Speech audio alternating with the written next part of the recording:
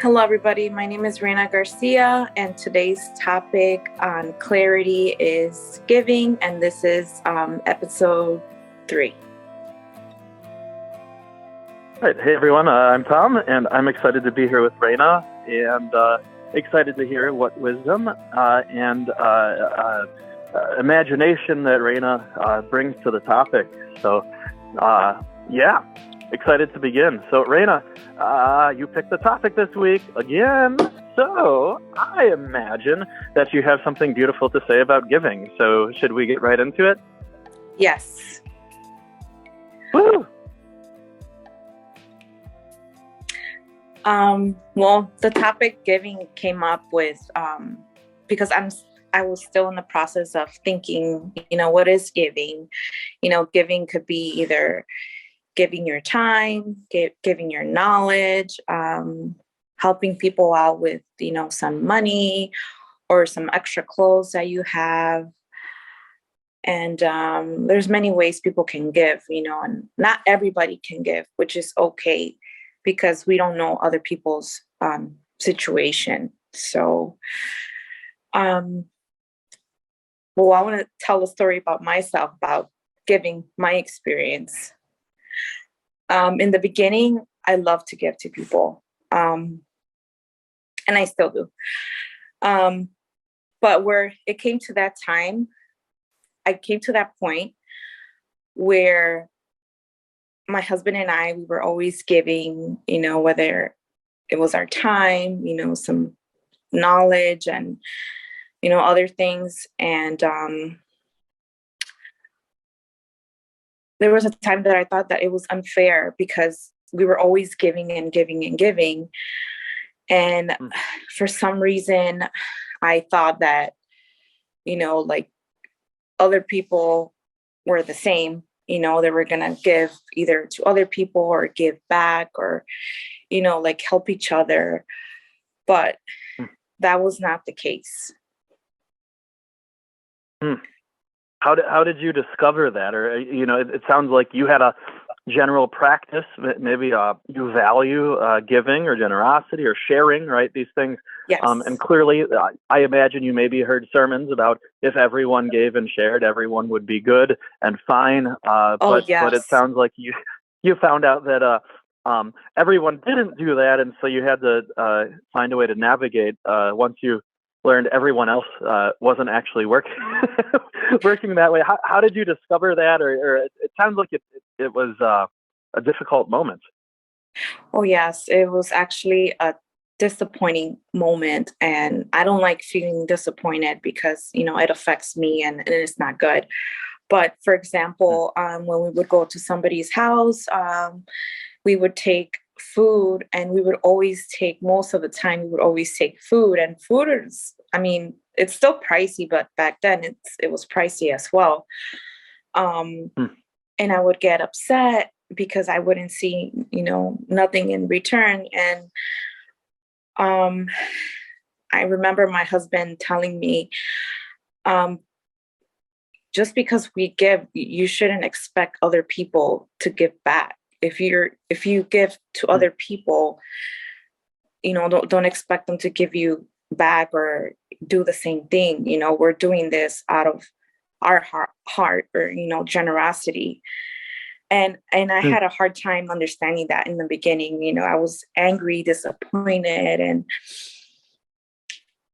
yes, in the beginning. Yeah, that's really interesting. I feel like this is part of this is kind of an age-old question. Is it a gift? Is it really a gift if you expect something back, or right, or is it some other kind of exchange, right? Right. But then it sounds like, there's another piece here. So can you could you tell us more? Yes. There was another instance too when I guess I was so fed up with how I was feeling, and so I just took a moment back and I stopped giving to people. I stopped giving my time, everything, and I just stepped away. I guess I just needed to reflect, to see, why was what was the reason that I was giving to people?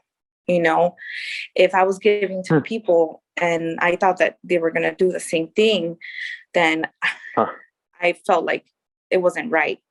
If you give to somebody, it's because it comes out of your heart, because you don't expect nothing back, either from them or from other people. And I remember having a conversation with one of my friends, and she's a giver, and she doesn't expect nothing from nobody. Actually, two friends of mine. And they're happy to do it. It makes them feel good. It's who they are, is what I believe God made them to be. And it feels good to have people like that around in your life, and we should appreciate those kind of people, not because they give, but because I feel like they're a reflection of what God tells us to do, which is to give. Yeah, I think I can. I can relate when there are people that seem to. There's so many things in this topic, isn't there? You think about.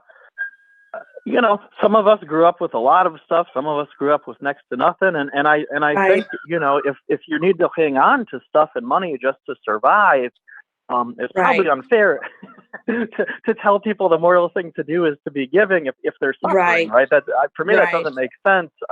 And I think a little bit for me. Tell me if I'm off on this, but like I feel like a little for me. I like all these like images, So I really like the image of the banquet, right, in the Bible, like sort of one image of the end time, or not, the world as it should be is a banquet where everyone eats, right? And I really like that image because you can come if you don't have anything, right? Yes. And like if it's a potluck, like you bring something if you can, but if you can't, come and eat. But everyone's valued there as a human, and I think sometimes when I think about sharing and like, we have to remember that sharing is for a bigger vision, and people might not be able to reciprocate, and maybe that's the point, right? Because in the world as it should be, we wouldn't have to give people stuff because they'd already have it. We'd already be at a banquet and dancing and eating a bunch of food or whatever. I don't know. That's where my mind sometimes goes. Is that weird? No, it's not. It's not. Good. Well, hey, you said that. Okay, so you said that. Let me tell me if I heard you right. I heard you say that. I don't know. Some point in your life, you were pretty giving in the sense that you kept stuff. You saved things to give to people. You gave your time, your money, etc. Whatever you had, you were very giving. But it sounds to me like you felt a little burnt out because, and I'll say it in shorthand, because you were sharing the love, but you weren't necessarily getting the love back at you. And it sounds to me like you got a little burnt out, and so you had to like pause and reevaluate what it meant to give or to share. Did I hear that right? It's okay for you to say no. I just no, you're just perfectly right. That's good. Exactly yeah. So here's the thing. Like I know you as a generous person, and I know you as someone who has invested around here in the youth that we share in common, and in the life of this community that we belong to. So it seems to me that you've gotten over some sort of blockade, and probably that things are a little different on the other side. So can you tell us what happened after, what happened? How long was your break? Did you change in that? And then when you got to the other side, did sharing, did giving, did being generous look different than it did before? Like, were there new boundaries, or, what shape was it? Right. Well, when I said that I stopped to reflect, I stopped for maybe a couple of years. And then I started little by little giving my time, in other things, and see how I felt. If I felt that it was like a negative emotion attached to me giving, then I would stop. And then I would start again until I started feeling good about it and not expecting nothing in return. Interesting. Are you willing to give an example of giving that felt not so great, and then something that felt like, for lack of a better term, worthwhile or life-giving? Maybe that's a better word. Right. Well, there was a point where I didn't feel good about myself or who I was, because in a way I was, stopping myself and my husband from being who we wanted to be or who we were. And I regret it, but things have changed. And for example, my husband, he gives his time, his knowledge. He helps other people, find ways to, for example, purchase a car, which dealer has good deals and discounts. And before, I would get upset because I expected him to like be with us, 24/7. And I didn't want to share him with nobody. But, things change, and I don't want, to stop him being who he wants to be, give his time, giving, whether it's his time or, other things that he usually knows. And as for myself, I give as much as I can now. It's pretty hard right now to, help people with money, because, everybody needs to be saving money. But I give my time and my knowledge and other things, that I feel good about now. I don't feel disappointed. That's and if I can say, I mean, let's see. Some giving is almost compulsory. For example, you have another baby now, a baby in addition to your two daughters. You got to give to that kid. You don't got a choice. I sometimes I think, when Jesus said, "This is my body given for you."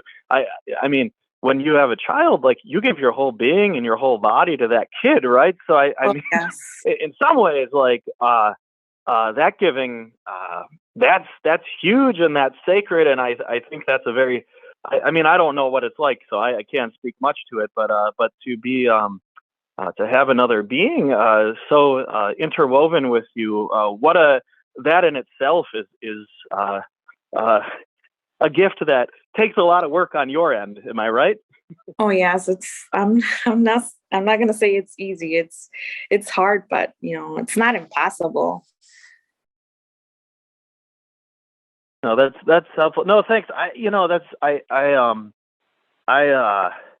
feel like for me, this year, 2023, I know we're not that far into it, but for me, this year has sort of been like a year of rediscovering why we have boundaries in our life, right? Yes.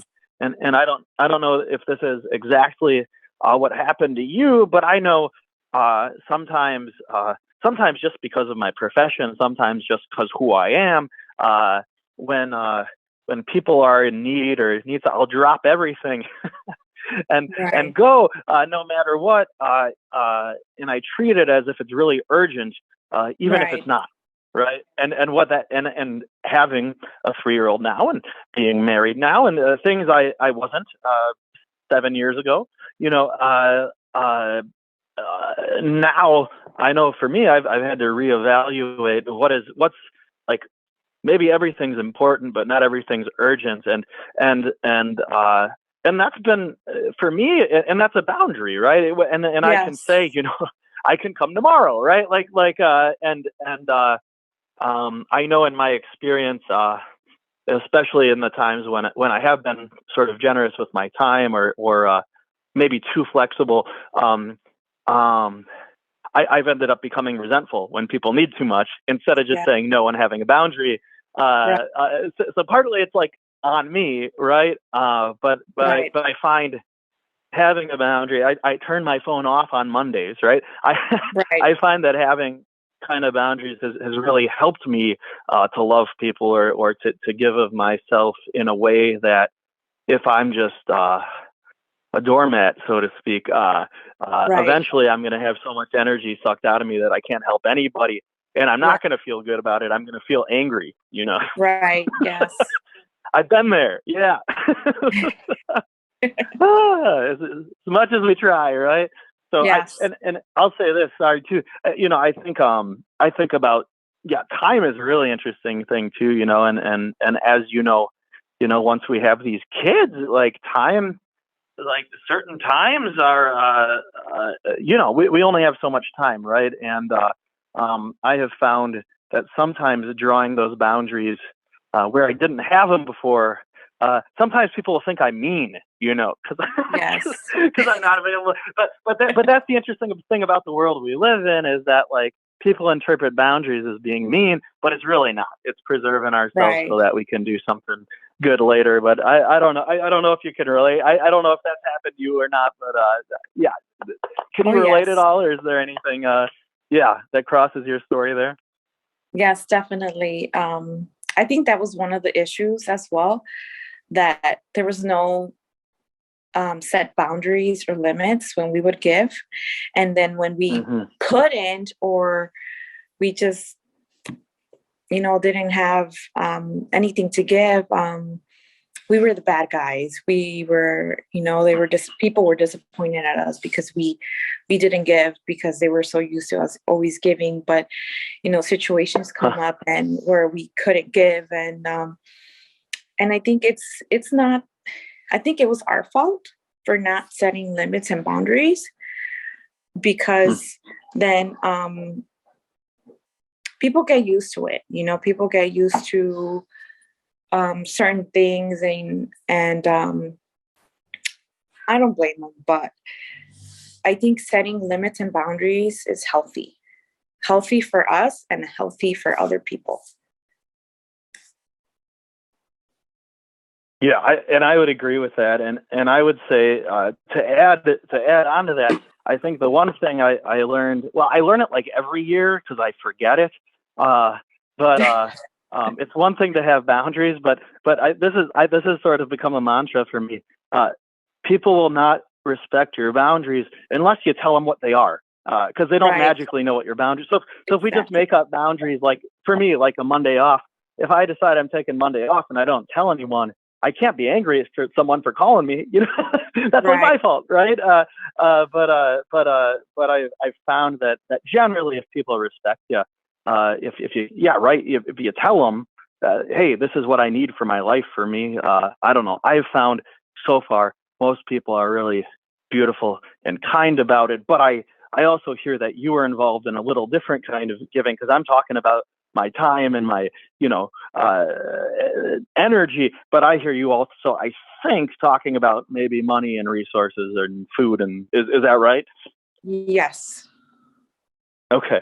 And I would understand if you don't want to give specific examples or name names there. So. Yes. No, I think it's better to just, just give examples. But I also wanted to add one more thing. Oh, wow. It just went away. About giving. Yes. Okay. Here it is. When there was times that we couldn't give, it was crazy because when, like, those people that I would get upset at, or situations that I would get upset at because we were giving and there was nothing in return, there was those times that those people would actually come up and give. It might not be the same thing, but they're still giving something. And I felt bad. I felt guilty because, they would step up and give, whether it was their time or food or whatever. And I felt bad about myself, like horrible, like, how could I be disappointed of this person that, you know, I was complaining that they don't give. And then when we couldn't give, they would come, you know, step it up and give whatever they could. That's why, you know, I don't judge people anymore when they don't give, because you don't know their situation. And then when I can't give, they, you know, they step it up. I don't know beautiful. If that has happened. Oh, go on. I'm so sorry. No, I was like, I don't know if, you know, that has happened to you, or you've seen it or experienced it, but yeah. I think, I mean, a couple of things come to mind. I'm thanks for picking this topic. I actually wasn't sure if I had anything to say, but you have opened it up. There's a lot of things to say here, but you know, a couple of things, like there's this guy his name is Tom Anderson. He does the books at the Synod office, and he always says, money changes behavior. That's his saying, and he's right. As soon as we introduce money into a relationship, things, even if it's like people arguing over the check at a diner, you know, like all of that, even though it's playful, like it's a power dynamic, right? It puts us on sort of unequal footing, because money is so important in our society, right? We need it. Right. We're not agricultural. We don't grow our own food, or, you know, kill our own cows. We got to go to Costco and get a burger, you know? And right. So I think I think about that in terms of it is easy to get to feel like you gave a lot of time to someone, and then they just, because we hope that let me use I language. I hope that when I'm in relationship with someone, this isn't true. Like, if I give to some charity, I'm not going to try to even see where it goes. I'm just going to let it go. It's not mine, right? But if I'm already in relationship with someone, and then you know, there's some kind of exchange like this, it's easy to feel, it's easy for me to feel resentful if I feel like they were using me, right? And I'm cautious about this language, because I feel even kind of bad using this language, right? But to feel taken advantage of isn't a good feeling, and I think for me, sorry, I got a couple more points. I think for me, within that feeling though, I got to remember that, again, you know, we're all of us are sort of hurt by the world we live in, because if you have more money, you're on top. I mean, it's a bad system that we're in, and I think the shame some people feel asking, and the resentment that can come from giving, all of that is you know, caused by a society where people are poor and rich and in between, and I think I don't know. It helps me to zoom out, to say they're not the bad guy. I'm not the bad guy. This system sucks, you know. Right. That's where I come from. But let me hand it to you. I got a couple more things, but I need to hear what you got to say, Reyna. I don't know if I have anything else to say, but I guess the only thing I could say is just, if you give, you know, give from the heart, because if you expect something in return, then, you know, you'll be disappointed. And then those are not good feelings that, you know, those are negative people shouldn't live with, you know. It's just let it go. Beautiful. No strings attached, right? Just straight up let it go. No, that's beautiful. And money changes behavior, it changes how we feel, and so that becomes like a real task, right? I got one other thing. Would you like to hear it? Yes. Okay, so this is I'm thinking back like 7, 8, 9 years. I was working at a place that had a clothing pantry, right? It was a church, right? That had a clothing pantry and you know, meals and all that kind of stuff, and there was a small chapel in the same building where the clothing pantry was. The clothing pantry was called God's Closet. Right. So what happened is that on Sundays, some of the kind of older members who've been there like their whole life, so now we're in their, years into life, many years into life, and I remember at times, like, people would be kind of angry that, some people in their mind would show up for worship with impure motives. That's how it felt to them, like, because they came really just to get the free clothes and they didn't care about right. church. That was their interpretation of these people. And I remember struggling with that for a long time. And I don't know, right. I came to the sort of realization or the conclusion that, like, again, I think the image of the banquet is really helpful, or the image of, justice and equality, as vague as those terms are. I think they're helpful because, I came to believe that an act of love, or an act of even worship, if I can use that language, really, right. if you come because you need a meal, if you come because you need a pair of socks, or if you come because you want to pray, those are all the right reasons to come, and there's no wrong reason to show up. And the loving thing to do, if you need something, is to ask for it, right? Right. Because every person who's hungry deserves food, and if the person who's hungry asks for food, they're not doing something wrong; they're doing something right. And so that has just kind of stuck with me because I had to struggle with what I felt like was people being mean. Right. And I didn't know why. But that's sort of what I came to, is like, if you come for socks, if you come for a meal, if you come to pray, all of those are acts of love. All of those are acts of worship, because they all contribute to kind of that image of the banquet. Wow, I'm getting exhausted just saying all of these things, Reyna. No, it takes a lot of energy. That's good.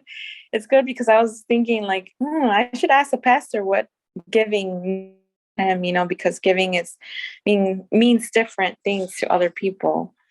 But yes, and then one thing that comes also to mind is, I always ask myself, what would Jesus say, or what do you think Jesus would respond if I was complaining about, other people not giving? I'm pretty sure he would say, why do you care about what other people are doing? You should care about what you're doing. Wow. Whew. That's heavy, right? Oh yeah. But how did you feel once that occurred to you? Why, like, the don't be concerned about what others are doing, but what you're doing. Like, clearly that emerged in you. How did that feel? It felt right. It felt like something that I would think my parents would say, or like, I would tell the girls, why do you worry about how other kids are dressing or how they act? You don't know their situation, so don't judge them. No, that's interesting. I know for me, there's that what is the saying? You can't control others. You can only control yourself. I mean, I learned that in a 12-step program, not from the Bible, from a 12-step program. And I still got to remember it all the time, because even as good as we get at stuff, or as bad as we get it, I mean, it's just to remember that I actually can control myself, but other folks, not so much. I don't know why that's so hard to grasp, but I seem to let it go a lot, and just have to. It's like, right. I really should have it painted everywhere, like, yes. And also don't try to control others. You jerk. I'm talking to myself. You jerk, Tom. Why are you trying to? Let it be, as the Beatles say. I don't know. Yeah. Yes. So. Yes. Yeah. Oh man, I'm trying to think about what else. I got one other thing, and I don't know, like, the right way to say it, and I don't want to say it with judgment, right? Because again, right. I think any way we show up, showing up in community is the right thing to do. Whether showing up to give or to pray, or to receive, or all of those things are part of love. Receiving a meal is a way to love God, right? Yes. Sometimes we leave that out. It's only the people who give, and then it creates this, like, really condescending. At least I'm talking about in church and charity settings, And then it can feel really crappy when you're the person in line and they treat you like an animal, right? It can be horrible. But but I'm thinking of so many times in my life here in Cicero, back when I was in the South Loop and on the South Side. There's sort of a contrast. I hope I don't sound. Anyway, it'll sound like a judgment. I hope it's not, but it helps. The contrast helps. If you go down to, like, for example, the University of Chicago campus, and you go to the library, or you go to the cafeteria, or wherever, the gym, all of these buildings are named after, like, billionaires, right, or millionaires, right. the people who donated the money to build them. And right. Yeah, and that's fine. Like, Pritzker music. I mean, like, this isn't a bad thing, right? Like, and I think the people who are professional askers for money know that if they promise that person that their name will be on it, they'll give more. So I think there's some wisdom, at least in how people got that money. But I think the kind of giving, and maybe I prefer the word sharing even, but the kind of giving or sharing that I have really been in awe of, and that I didn't notice growing up because I was a kid, is, like, for example, when we were doing community meals in the South Loop with college students and folks who are experiencing homelessness, I can't tell you how many times a guy would come and says, "I got some points on my link card. I want to buy the food for the meal this week." And right. You'd think someone who's is in need, who doesn't have a house at the moment, you'd think they might cling to stuff more, just out of survival. But really, my experience is so many people in those situations actually wanted to share and wanted to be a part of a banquet, a meal shared right. together. And everywhere I've served, like every church, every ministry, that's always happened. And people have shared in some way, and their name is never on it. A lot of times they don't even want anybody to know. Like that text, "Don't let your left hand know what your right hand's doing." Yes. Kind of how it is. Like they just kind of slip it in there, and bam, everyone gets to eat. And I don't know what else to say about that, except that it's just really humbling. And if I use the word sacred, that's like one of the main things I think of when I think about what's holy, is just the way, the impulse in people to share and I guess in this example, not even have to have their name on it, I think, and it's just so neat, and beautiful. And I don't know what else to say about Reyna, but I feel like butterflies talking about it. So no, it's good. It's a good, you remind me of, the times that we've done, like, youth activities or trips where there's been donations from, anonymous people, and it made me feel so thankful and grateful that, they did something like that. And even though we don't know who they are, in our hearts, we're thankful, Yeah, absolutely. Thanks for calling that to mind. So many of these things, I start to forget. So, yes. If you're listening, anonymous donor, we did not forget. No, just kidding. Oh no! But you're right. That is so amazing, isn't it? Yeah. Yes. To, like, give a bunch of kids an experience just because you want. Good golly, that's incredible. Yes. I had forgotten about that, Reyna. Wow. Yeah. You never know. It'll even, like, that day or whatever activity or event, that the youth got to do, you never know if it's going to change their life. That one single moment can make a difference to them. Amen. Yeah. Oh, that's true and beautiful and good, isn't it? Yeah, you're especially at that point in their lives. You're right. Every moment has the potential to spark a thing, right? Oh, yes, man. Thanks for reminding me of that. I blanked. Wow, what a great example of. Woo. And that's one where we just received it, right? We don't, it's not like we can pay them back. Like the only thing we can do is to do what we're gonna do. I really love that. Yeah, as an example of receiving. Man, giving and receiving. Incredible. Yes. Whew. Man. All right, deep breath. So where are we at? I mean, I think we covered a lot of ground. What do you think? Should we just end with a couple of parting thoughts, or do you want to? Yeah, I would love to hear your sending thoughts, Reyna, if you've got them today. Well, if you can give. If you can't, that's fine too. I think it's when you give, it's a good feeling. It's a good thing, and people appreciate it. And when you receive, like Jesus said, nobody's gonna go hungry. Don't worry about food. Don't worry about clothes. And I think that plays a part of it. There's maybe God made us, some givers, and some people receive, and so that we can, in a way, it's like a circle. We might not all be givers, but we're still going through life helping each other in a way.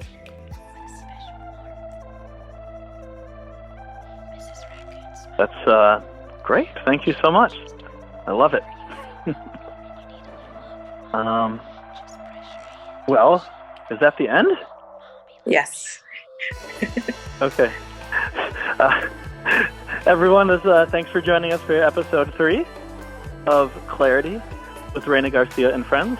And we'll see you next time. What do we have next time? I believe we're going to have a therapist with us talking about mental health. Is that right? Yes. We just need to get things together, and so we can work it out, and hopefully we can have that as soon as we can. Well, thanks again, Reyna, for the conversation and the topic. It was super fun, and just look forward to next time. Thank you, Pastor, and thank you, everybody, for your time. Bye, everyone. Bye.